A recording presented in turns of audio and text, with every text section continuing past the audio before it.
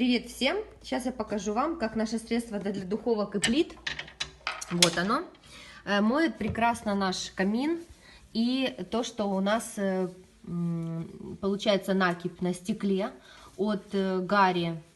Вот, и как... вот, смотрите, мы навыливаем, немножко оставляем, а потом смываем.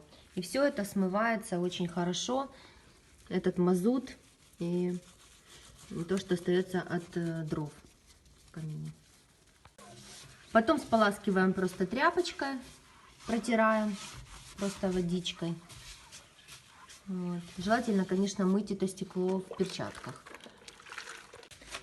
Ну и, конечно, волшебный дедовский способ натирать это все просто бумагой. Вот, так.